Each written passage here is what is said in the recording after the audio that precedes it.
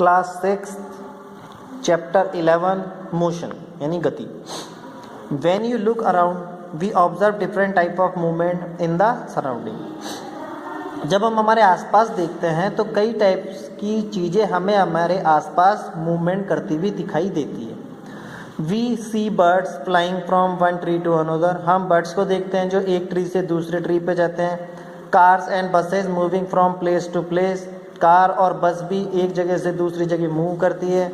People walking on roads, people road पे चलते हैं। Children playing in the park, और चिल्ड्रंस जो है वो पार्क में खेलते हैं। We say that these movement are example of motion, हम ये बोल सकते हैं कि ये जो मूवमेंट है ये मोशन के ही एग्जाम्पल्स है।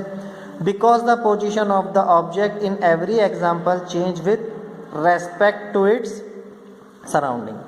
तो ये जो position of the object in every example, हर एग्जाम्पल में जो ऑब्जेक्ट की पोजीशन है वो अपने सराउंडिंग से थोड़ी चेंज हो जाती है, इसे ही मूवमेंट कहते हैं। Thus we can say that the body is said to be in motion, तो हम ये बोल सकते हैं कि कोई बॉडी मोशन में जब होती है when the position of the body change with respect to other object, तो उसकी जो पोजीशन है वो चेंज होनी चाहिए अदर ऑब्जेक्ट की रेस्पेक्ट में। जैसे अभी आप मेरे पास खड़े हैं और मैंने आपको दूर जाने के लिए बोल दिया तो मेरे रेस्पेक्ट में आपकी पोजीशन चेंज हो जाएगी।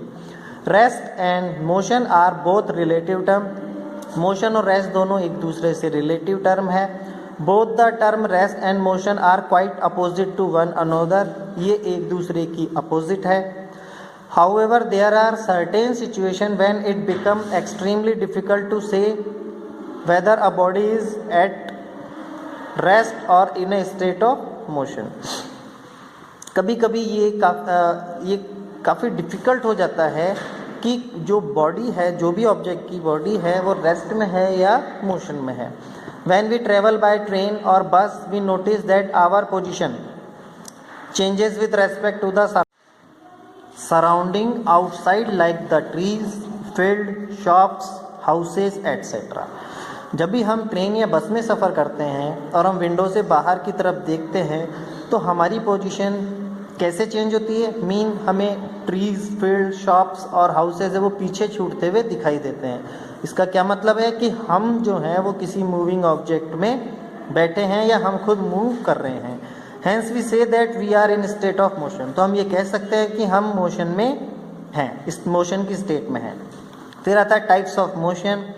Object can move in many different way, object कई तरीके से मूव कर सकते हैं। If we observe moving object around us, अगर हम हमारे आसपास के मूविंग ऑब्जेक्ट्स को ऑब्जर्व करेंगे, we will notice that they have different types of motion, तो इनको देखने पर ये पता चलता है यहाँ डिफरेंट टाइप्स ऑफ मोशन मौजूद हैं। Let us discuss them one by one, हम एक एक करके सबको डिस्कस करते हैं। फर्स्ट आता है लीनियर और translatory motion. If one object move in A line, कोई ऑब्जेक्ट जब एक ही लाइन में मूव करता है स्ट्रेट और कर्व, वो स्ट्रेट पे हो या कर्व पे हो, its motion is said to linear, तो ऐसे मोशन को लीनियर मोशन कहा जाता है।